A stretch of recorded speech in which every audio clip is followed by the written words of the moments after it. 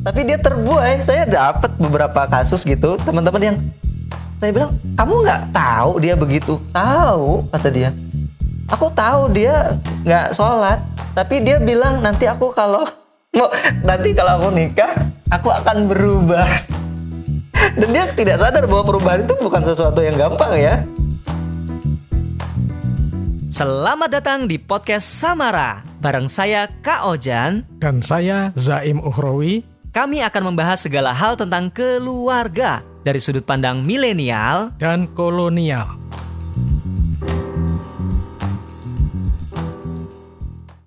Saya Pak, termasuk orang yang nggak suka ngompor-ngomporin temen untuk menikah dengan bahasa nikah itu bahagia, nikah itu asik, seru gitu. Saya nggak suka ngompor-ngomporin temen untuk segera nikah karena menikah itu bahagia. Apa ada pengalaman yang negatif kan itu?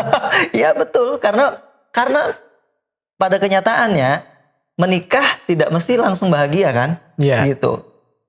Makanya ya beberapa teman sering lah gitu mengompori teman dengan bahasa itu, nikah itu seru, bahagia. Khawatirnya pas ternyata dia nikah gitu kan, dia tidak mendapatkan kualitas yang baik, ya bohong lah gitu. Dan tapi, ini ceritanya banyak. Tapi itu betul itu sih. Saya pernah datang satu pesta pernikahan yang menurut saya acaranya keren sekali, indah sekali, di taman asik sekali. Dan kemudian di situ saya terpesona dengan mendengar satu khotbah nikah gitu. Karena khotbah nikah dari seorang ustadz terkenal dengan tersingkat yang pernah saya dengar. Sangat singkat dan langsung saja gitu, gitu. Dan menurut saya ini pernikahan wow gitu kan. Dan ternyata memang wow, karena umurnya sebulan kemudian. Sebulan ya. Wow. Mungkin saya mungkin lebih sedikit lah, tapi tidak jauh, tidak jauh dari sebulan lah. Lebih seperti itu. Nggak sampai setahun yang jelas.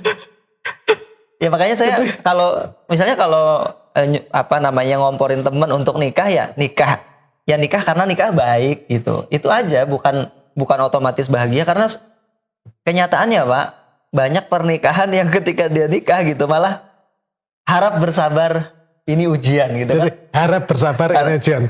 Harap bersabar ini ujian, dan ujiannya sepanjang umur gitu. Banyak sekali saya menemukan pasangan hidup suami istri yang ketika kita ketemu dia udah belasan tahun, bahkan 20-an tahun nikah. Pas kita dengar cerita kehidupannya, selama itu dia bersabar gitu.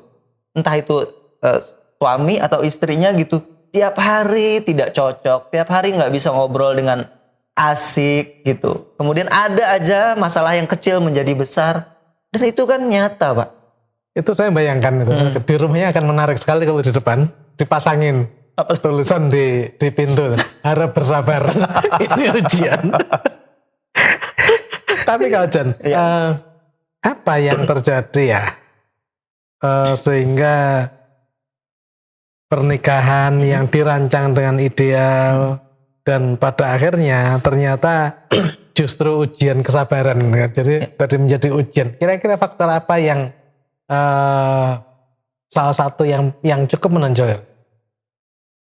Sepengalaman saya sih Pak, salah satu yang paling menonjol itu perbedaan pandangan hidup lah. Gitu. Misalnya suami dan istri ini ketika dia bertemu menjadi suami istri dan mereka tidak bisa menyamakan pandangannya. Si suami misalnya ya nganggap kalau istri itu ya harus di rumah, dapur, sumur, kasur.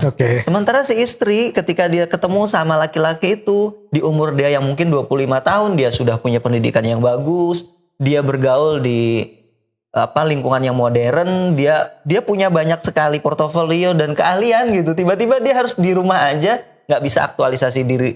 Itu salah satunya itu. Atau pandangan hidup tentang privasi. Misalnya pasangannya nganggap privasi rumah tangga itu nggak boleh diumbar. Tapi yang satu suka sosmedan gitu kan, dan dia udah melakukan itu bertahun-tahun ya kan, selfie terus-terusan, apa-apa didokumentasikan, dan itu jadi masalah juga.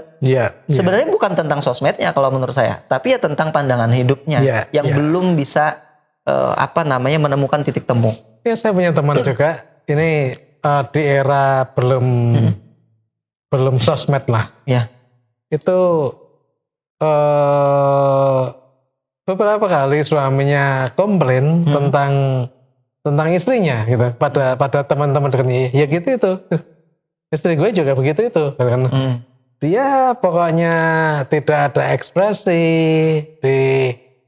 pokoknya ya dia ngerjakan aja seluruh tugasnya tapi tidak pernah mengapresiasi, tidak ada ekspresi. Nah, di sisi lain gitu, kita juga melihat mungkin juga gitu itu bagian mekanisme dari istrinya yang melihat suaminya kelewat apa ya, kelewat encer gitu ya. Kelewat ke semua orang hai gitu. Dan istrinya oke, kalau memang suamiku begitu ya terserah aja gitu, tapi biarkan aku juga seperti ini gitu. Dan dua-duanya tidak bisa memaklumi ya.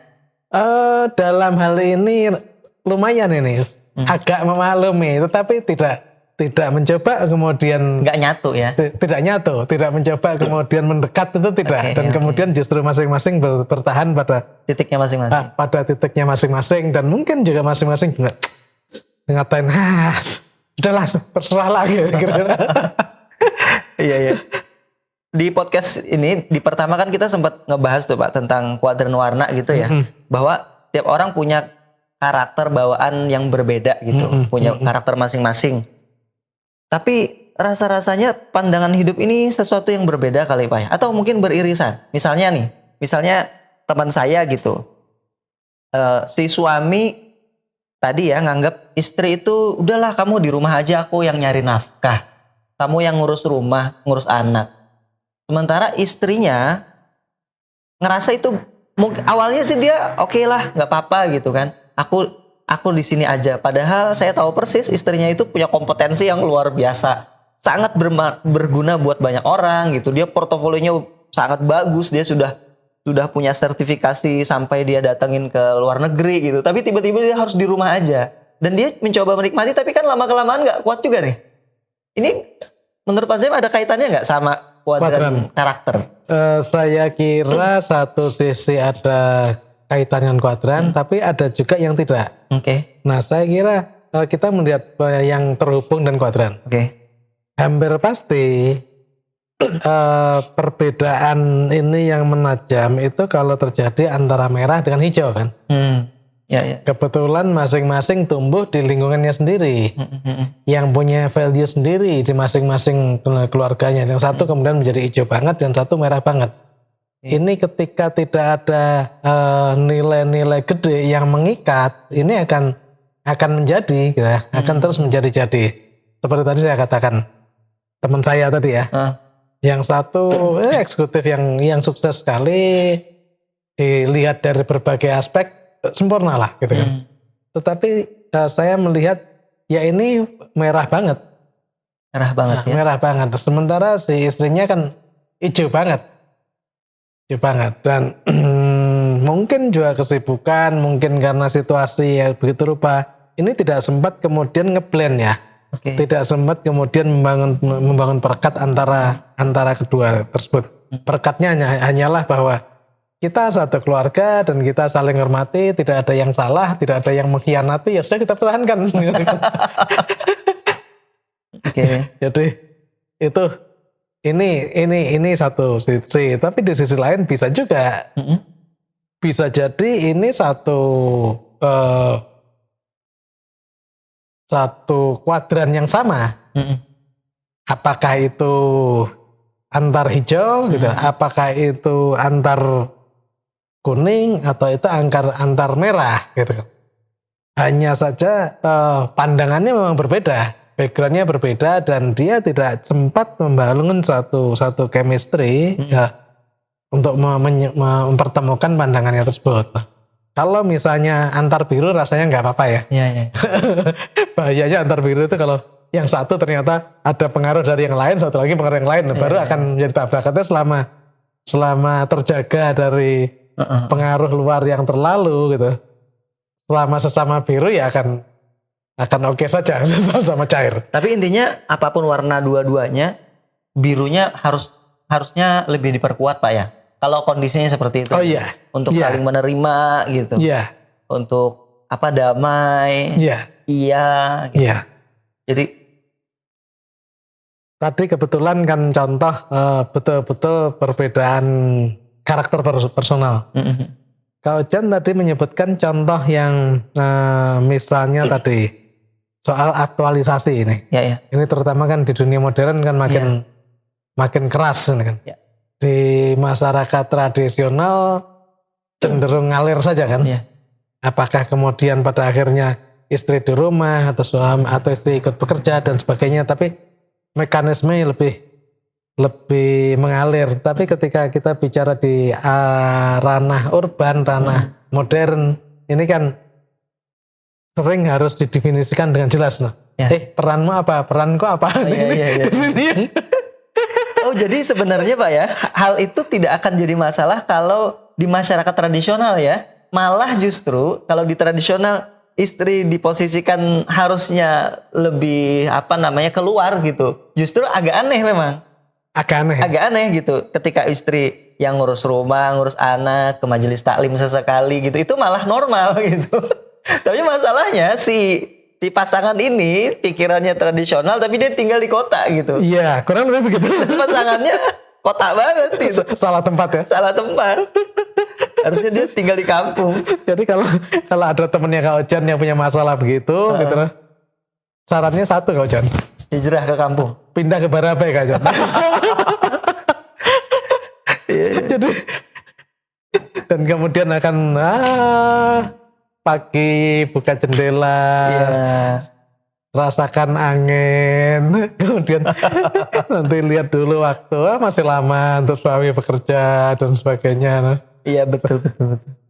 Wow, ini menarik sih sebenarnya Pak.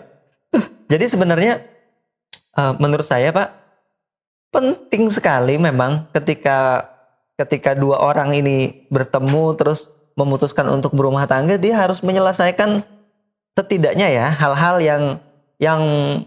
yang penting tadi ya, tentang pandangan hidup, tentang visi tujuan berumah tangga gitu. Sehingga itu bisa meminimalisir. Celakanya kalau ini tidak bisa diselesaikan di awal, kemudian ada sih saya nemuin kasus ya, ini kasus lain lagi gitu, orang yang lain lagi semacam tertipu, dan ini cukup banyak gitu. Oke. Si perempuan ini sebenarnya dia tahu bahwa si laki-lakinya tidak ideal buat dia. Entah itu, mohon maaf ya, si perempuan ini nganggap rokok itu tidak baik dan dia ngerokok misalnya, atau si perempuan ini nganggap suami yang ideal haruslah sholatnya bagus gitu, minimal 5 waktu, tapi si laki-laki ini nggak sholat, tapi dia terbuai. Saya dapat beberapa kasus gitu, teman-teman yang saya bilang, kamu nggak tahu dia begitu? Tahu, kata dia. Aku tahu dia nggak sholat, tapi dia bilang nanti kalau aku nikah, aku akan berubah. Dan dia tidak sadar bahwa perubahan itu bukan sesuatu yang gampang ya.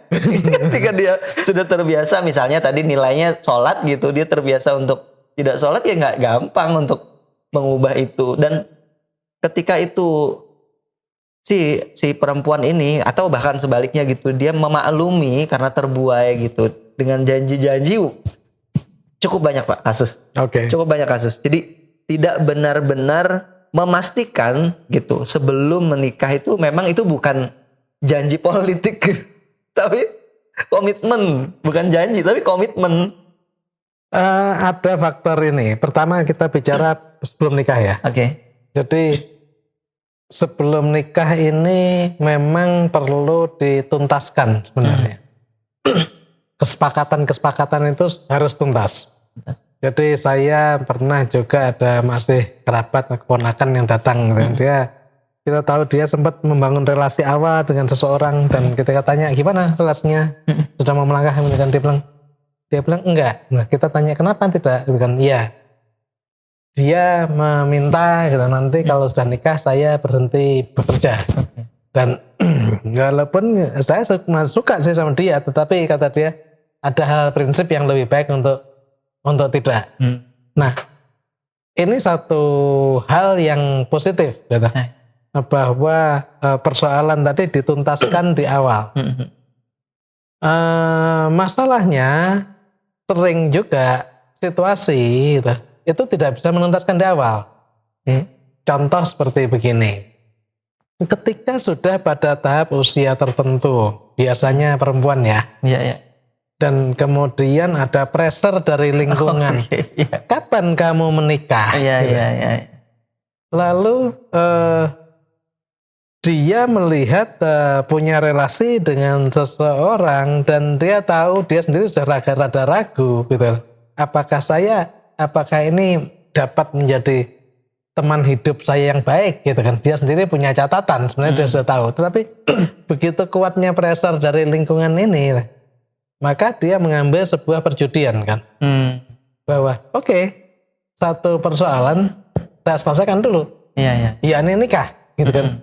Dan kemudian setelah itu ya saya akan kelola gitu ya. Akan kelola. Bisa jadi berhasil, bisa jadi gagal. Gambling ya. Iya, dia gambling. Tetapi paling tidak dia sudah menepis sebuah tekanan yang terjadi pada dirinya hari ini. Nah, ini maka juga kita perlu mengingatkan gitu pada keluarga, pada teman-teman itu untuk juga tidak mempressure. Apa yang Kak Ojan sampaikan tadi betul gitu. Jadi biarkan natural saja lah. Ada waktunya. Dan ini sebenarnya orang merah yang cenderung punya resiko gitu Pak ya. Nggak mikirnya ntar aja. Nikah dulu deh gitu kan sebenarnya. Jadi dia masuk dalam sebuah perjudian. Kadang-kadang juga dia tidak enak juga. Misalkan ini pilihan orang tua gitu dan orang tua baik memikirkan dengan ini, ya sudahlah. Saya hormat dengan dengan orang tua gitu. Itu yang jalanin kan dia. Nah, tantangannya sekarang adalah bagaimana kalau itu sudah terjadi gitu. Betul Pak. Makanya jadi ternyata ada sebuah perbedaan pandang yang cukup mengganggu ini. Kira-kira Kak Ojan seperti apa Kak Ojan? Kalau itu sudah terjadi, terlanjur terjadi. Kalau sudah terlanjur terjadi, harap bersabar ini ujian Pak. Jadi tema kita tuh harap bersabar ini ujian. Cuman saya nih selalu nih termasuk di rumah tangga ataupun di pekerjaan. Saya selalu ngasih saran ke teman saya. Kalau yang ngeluh terus gitu, kerja di sebuah tempat, tiap hari ngeluh ini atasanku begini, aku nggak nyaman, gajiku nggak cukup lah segala macem. Pilihannya sebenarnya dua kalau yang kayak gitu. Yang pertama, keluar gitu. Kalau dalam konteks pekerjaan keluar. Karena itu tidak sehat buat kamu dan tidak sehat buat pekerjaanmu, buat lingkungan gitu. Dia ngeluh terus nggak perform gitu. Kemudian yang lain mungkin tertular, keluar. Itu yang pertama kalau menurut saya. Kalau konteks rumah tangga, menurut saya ya sudah ada fasilitas itu, cerai. Ada fasilitas cerai. Artinya misalnya kalau setiap hari dalam kurun waktu sudah bertahun-tahun dia harus bersabar, tapi dia tidak bisa bersabar juga, ngeluh, kemudian berantem, dan ada anak-anak yang menjadi korban, maka satu cerai. Cerai itu jalan keluar menurut saya. Gitu. Ada fasilitas itu. Karena ketika dia mempertahankan tapi buat kesehatan mental dia buruk, buat pasangan dia buruk, anak-anak juga buruk, dan dia sibuk dengan masalah di rumah, akhirnya tidak perform di luar gitu Pak, ya kan? Ya akhirnya satu menurut saya keluar. Yang kedua, kalau tidak mau keluar, maka pilihannya adalah kamu harus bisa membuat itu menjadi nyaman. Misalnya di pekerjaan gitu, dia punya atasan yang tidak membuatnya nyaman. Ya kalau dia nggak mau keluar karena, aduh nanti cicilanku gini, aduh aku nggak bisa, ini prestisius buat aku kerja di sini. Ya kamu harus bisa mengubah orang di luar gitu supaya dia nyaman buat kita, atau kita mengelola yang di dalam. Pun di rumah kalau menurut saya. Kalau tidak mau cerai, entah aduh apa kata orang gitu, selama ini aku membicarakan tentang Samara. Aku menasihati orang-orang untuk menjadi keluarga yang sakinah misalnya kan. Atau aku pengisi ini loh, aku pengisi training-training tentang tentang Keluarga bahagia loh gitu. Malu lah aku misalnya kan. Atau aku itu adalah image orang yang soleh di keluarga dan lingkunganku. Aku seorang tokoh terhormat. Ya udah berarti kamu harus bisa mengubah istrimu atau kalau kamu ya atau suamimu, pasanganmu gitu. Atau kamu bisa mengelola dirimu supaya ini menjadi kamu bersabar dan kamu menikmati. Kalau menurut saya pilihannya dua itu, Pak. Ya, ini menarik. Jadi, saya punya pengalaman, tapi ini tidak dari pekerjaan ya, bukan soal keluarga. Tetapi mungkin kita bisa mengambil satu hal. Pernah saya berada dalam situasi kerja yang sulitnya banget.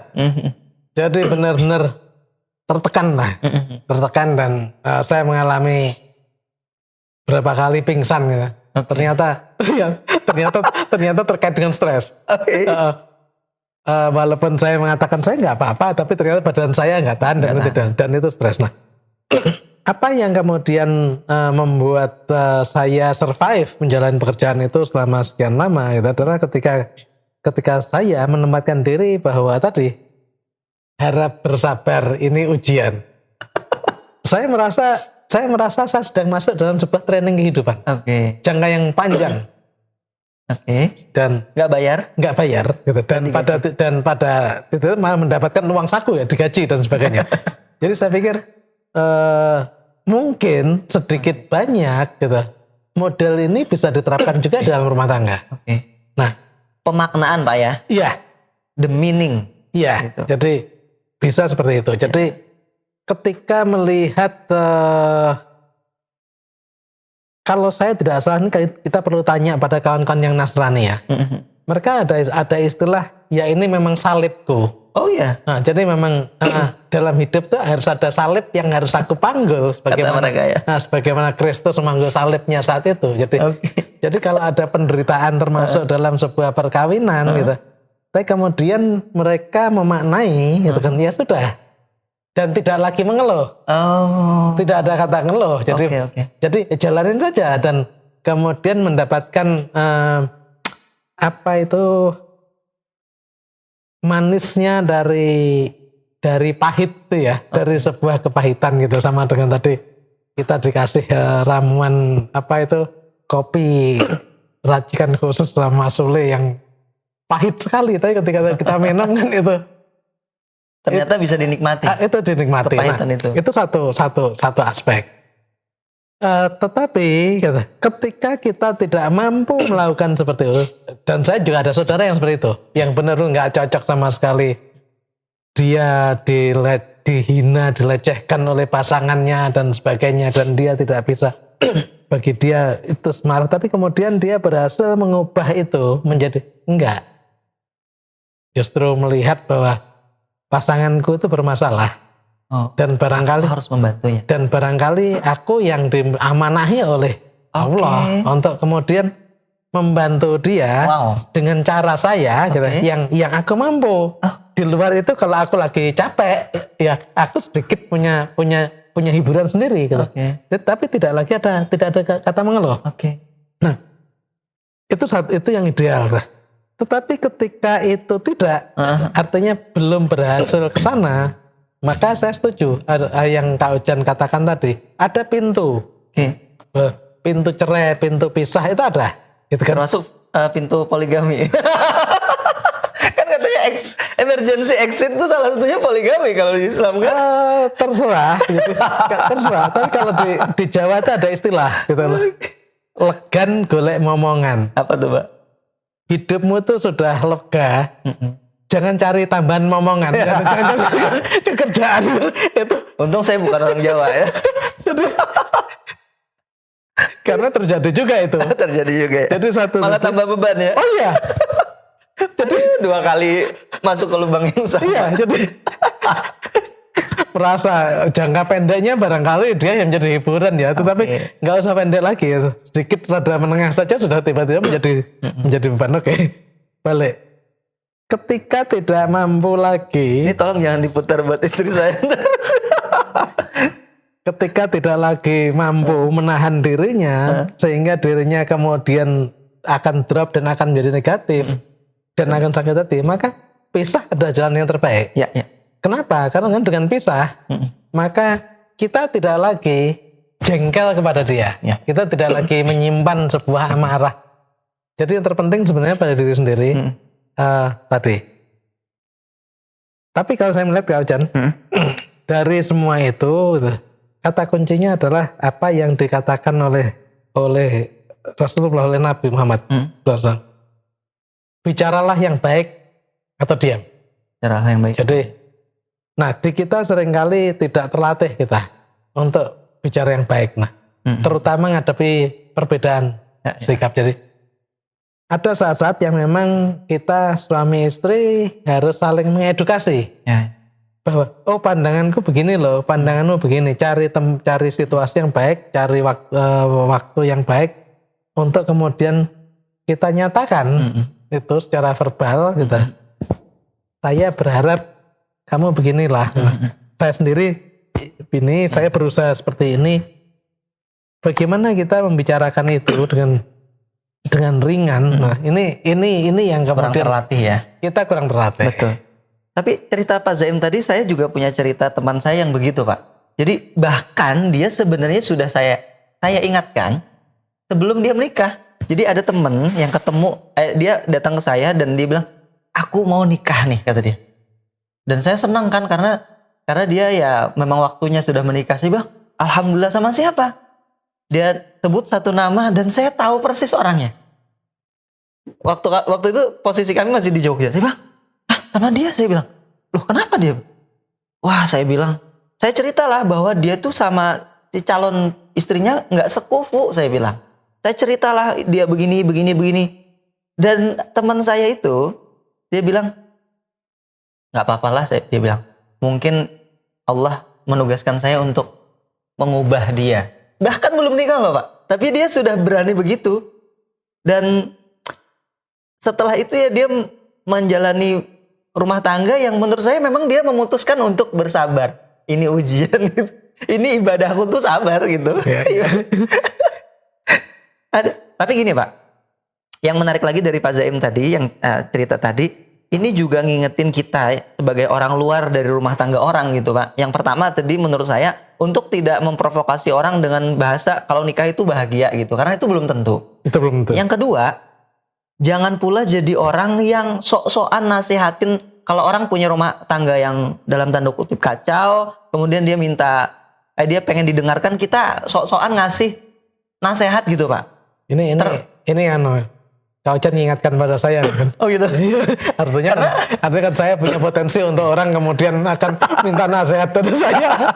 Karena gini Pak, kejadian saya tuh kesel sekali gitu dengan beberapa cerita yang teman saya, yang orang itu ketika dia cerita masalah rumah tangganya dan dia ingin memutuskan untuk keluar gitu, untuk cerai, orang itu dengan bahasa bijaksananya menasihati, kamu bersabar, kamu harus mempertahankan, ini adalah ibadah. Sementara orang yang nasihatin kan tidak mengalami itu gitu. Ya. Ini mirip-mirip sama orang yang datang ke daerah bencana, orang rumahnya hancur, anggota keluarganya meninggal. Terus kemudian ditanya lagi, iya, waduh, berapa orang saudara yang meninggal gitu kan? Dan dengan bijaksananya, sabar ya Bu, ini ujian.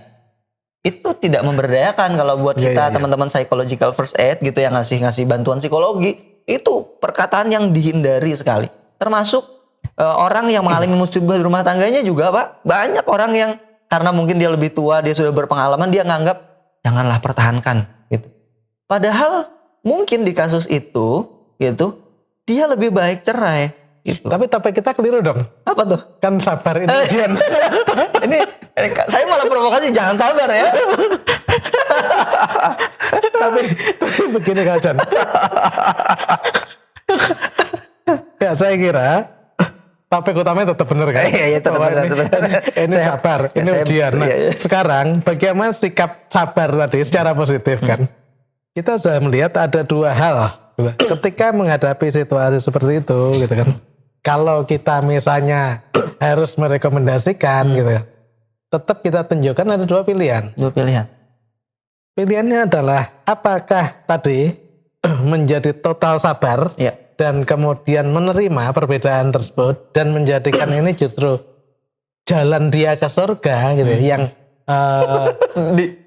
ya pintu khusus. Iya. Tapi itu dan ketika itu dirinya diwujudkan, memang ketika dirinya sendiri sudah ikhlas menerima itu, sudah tidak jengkel dengan realita itu, bahwa sesekali dia rada nyesek dan butuh hiburan soal lain ya.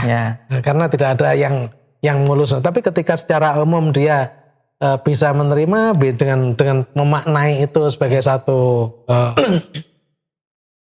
amanah, atau dalam bahasa Nasrani itu menjadi salib yang harus dipanggulnya tersebut sepanjang masa. Ketika itu it works for them, akan sangat baik. Karena kenyataannya yang seperti saya temukan, kemudian pasangannya juga pada titik tertentu itu juga kemudian berubah kan. Ya tetap ada dengan tetap caranya, jangan mengharap kemudian menjadi sebuah pasangan yang ideal. Dengan caranya, walaupun berubahnya di akhir-akhir masa ya. Iya, berubah di setelah 20 tahun gitu. Iya, karena ketika semakin tua, pada siapa lagi aku harus bergantung dan sebagainya. Itu terjadi. Iya. Tetapi ketika ini kurang lebih tidak sulit untuk menjalankan seperti itu, maka tadi pintu untuk berpisah dengan baik dengan baik. Dengan baik. Jadi ketika menuju perpisah pun nggak perlu ada pertengkaran. Jadi ini yang seringkali kan menjadi keliru ya. Menjadi keliru. Cerai itu adalah berantem gitu. Cerai itu adalah musuhan. Jadi di sini yang menjadi ini harus sangat dingin. Bahwa saya memang memutuskan pisah. Karena lebih baik pisah gitu. Dan dalam sejarah kan juga ada kan. Ketika Zaid bin Harithah itu kan menikahi sepupu Rasulullah kan. Waktu itu Zainab, dan kemudian ini hubungannya tidak baik dan kemudian sama-sama memutuskan untuk mari kita pisah saja. Jadi pintu itu ada. Dan itu harus dilakukan dengan sangat baik. Sekali lagi, nggak boleh ada pertengkaran, nggak boleh ada permusuhan, nggak boleh ada perang. Ini yang jadi tetap harus sabar ya. Jadi sabar, ini bahkan ujian. Ketika cerai pun itu harus bersabar. Ketika memilih itu bercerai pun dengan cara seperti itu.